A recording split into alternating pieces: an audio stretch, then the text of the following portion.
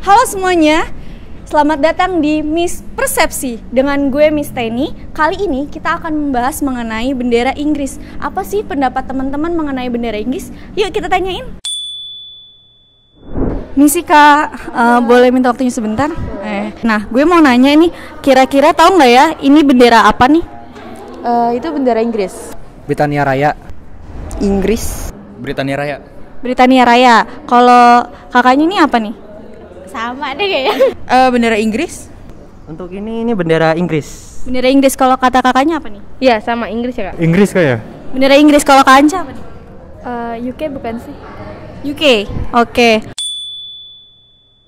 Kalau yang satunya ini bendera apa nih? Itu Britania Raya bukan sih ya? Britania Raya. Kalau Kak Anca gimana? Kayaknya iya deh, Britania Raya. Inggris juga. England. England. Kalau ini? Inggris England sama kan? Inggris sama England. Sama ya. Oke. Inggris. England, sama aja sih. Sama aja. Swiss ya? Swiss. Itu Inggris juga. Inggris juga. Gak tahu lagi, Swedia mungkin ya. Inggris juga ya, Kak? Bendera Inggris juga kali ya. Inggris juga. Kalau dua-duanya sama-sama Inggris, bedanya apa, Kak? Yang satu kerajaan, yang satu bukan. Beda di warna sih mungkin ya, atau mungkin ada pergantian yang mungkin saya nggak tahu dari benderanya. Oke. Mungkin beda di warnanya kali ya. Beda motif ya. Beda motifnya. Kalau abang ini? Ini kalau apa ya? Kalau Britania Raya itu kan seluruh Inggris. Maksudnya pulau itu kan ada pulau Inggris itu kan. Nah kalau England tuh lebih ke kayak negara bagiannya sih. Kayaknya begitu tapi nggak tahu juga sih. Oh, kalau dari aku sih aku kurang tahu kayak. Kurang tahu. Ya. Kurang tahu ya. Kalau kakak nih? Kalau aku coba jawab asal dulu kali ya. Apa so tahu aja. Kalau misalnya yang ini tuh dipakainya pas abad pertengahan, kalau yang satu lagi tuh baru dipakai saat-saat ini. Ya nggak sih Kak? Nggak tahu aja. Oke, terima kasih ya Kak atas jawabannya Bang. Terima kasih. Nah, tadi kita udah denger nih pendapat teman-teman mengenai dua bendera tadi. Jadi, apa sih bedanya? Oke. Ya, saya jawabnya itu dulu ya. Si Saint George dulu yang putih terus ada merahnya, salib merah ya. Itu disebutnya bendera Inggris.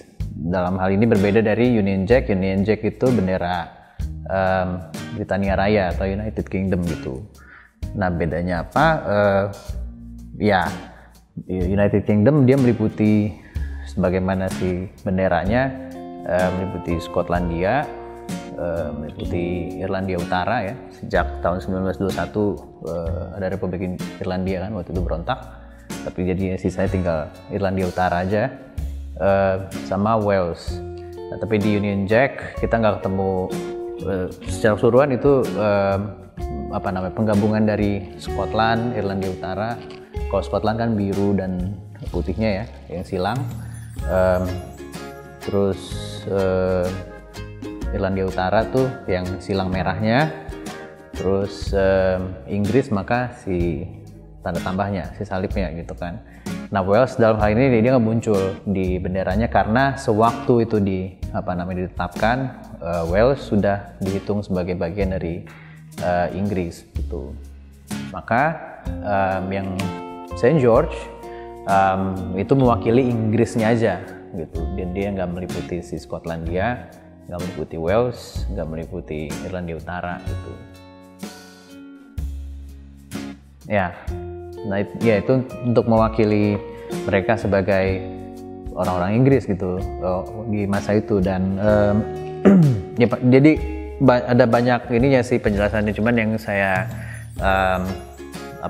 yang saya masih ingat adalah bahwa si Saint George ini dipakai gitu kan ya untuk mewakili Inggris tadi saya sebut-sebut. Dan itu jadi identitasnya Inggris ketika mereka misalnya salah satu contoh itu berlayar kan di perairan Mediterania dan itu menunjukkan bahwa mereka adalah Inggris, dengan demikian mereka nggak diganggu gitu.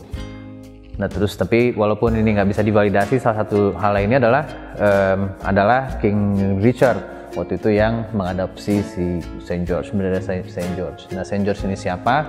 Ya itu tadi ya, Saint George itu orang yang dianggap suci kan ya, Saint, tentara bahkan waktu itu yang dianggap pernah mengalahkan seekor naga, mitosnya kayak gitu. Nah, tapi apakah ada hubungannya dengan si salib warna merahnya? Saya nggak tahu persis. Tapi poinnya bahwa kemudian itu digunakan untuk mengidentifikasi kerajaan Inggris waktu itu di masa di abad pertengahan. Iya, gitu ya, bahwa Inggris adalah orang-orang yang berbendera Saint George, gitu. Dan di masa itu maka belum ada Union Jack. Kenapa? Karena mereka Union Jack itu munculnya pas abad-abad berapa, abad 18 mungkin, gitu. Dan di abad 18 itu baru ada konsep tentang empire ya, Britannia, Great Britain gitu kurang lebih. Jadi ya mungkin kalau dianalogikan, anggap di Indonesia ini kan dulu banyak kerajaan, lalu ada kerajaan anggaplah Banten gitu, dan dia punya bendera, anggaplah benderanya warna apa gitu, dan itulah yang dianggap Saint George. Ini dengan catatan berarti Banten negara sendiri sekarang gitu ya. Nah, tapi merah putihnya itu mewakili keseluruhan Indonesia, walaupun analogi mungkin perlu diperhatiin ya, karena dia beda kan Indonesia dan Inggris. Kita republik, mereka ya bukan monarki lagi, tapi ada sistem yang berbeda lah intinya kayak gitu. Ya gini kali ya, ya kan kalau di Game of Thrones ada apa sih mereka istilahnya houses ya, ada yang masing-masing punya sijil ya, kalau di istilah mereka tuh benderanya masing-masing gitu. Nah, kita bisa anggap taruhlah Lannister itu adalah si Saint George gitu. Tapi ketika si Game of Thrones ini, si Westerosnya dia punya bendera sendiri yang meliputi semuanya se-Westeros gitu kan, terlepas dari apakah dia Baratheon, Lannister dan seterusnya, itu kita bisa anggap Union Jack-nya gitu loh. Ya Game of Thrones bagaimanapun fiksi kan, dan fiksi imajinasinya si penulis.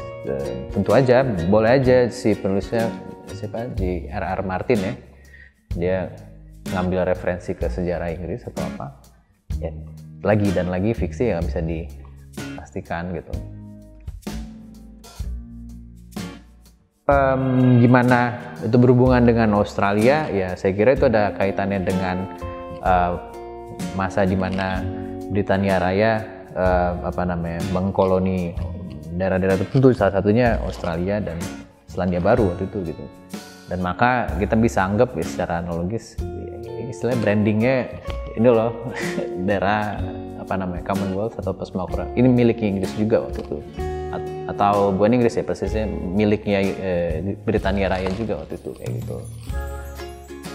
Nah, tapi apakah sekarang masih sama? Ini yang mungkin bisa dicari tahu lebih lanjut ya, kayak gimana hubungan persemakmurannya itu sekarang. Yang pasti kalau kita bicara simbol dari benderanya, si United Kingdom atau Union Jack yang muncul di bendera Australia, Selandia Baru atau manapun itu, dia cuman menunjukkan bahwa dia bagian dari persemakmuran Britania Raya. Iya, jadi mungkin kalau kita bicara bendera Saint George, dia mewakili Inggris, not as in United Kingdom gitu. Itu kenapa kan kalau di World Cup dia munculnya sendirian Inggris, tim nasional Inggris gitu. Kita bisa menganggap dengan demikian Saint George mewakili si bangsa Inggrisnya gitu. Dan dengan demikian dia beda dari Scottish gitu. Scotland dia punya bendera kebangsanya sendiri juga, yaitu yang silang itu ya, biru putih ya. Nggak tahu bendera Saint Andrew kalau nggak salah. Dan begitu juga dengan Irlandia Utara, dia punya bendera sendiri juga, Saint Patrick kalau nggak salah, itunya namanya atau yang dianggap saintnya di mereka gitu kan. Nah itu tadi kan berarti bendera-benderanya mewakili bangsa masing-masing. Tapi ketika kita bicara United Kingdom atau Britania Raya, maka benderanya jadinya bendera United Kingdom yang kita tahu, yang warna biru terus ada silang dan salib gitu, biru putih merah ya itu. media sosial Instagram Prodi Bahasa dan Kebudayaan Inggris itu english.ui. Lalu ya website resminya itu adalah inggris.ui.ac.id. Ada banyak informasi di situ, bisa dicek. Lalu ya mereka yang tertarik dengan misalnya kebudayaan Inggris, Amerika, walaupun banyak ya ininya pembahasannya, tapi kita mempelajari hal-hal tersebut di program studi bahasa dan kebudayaan Inggris UAI.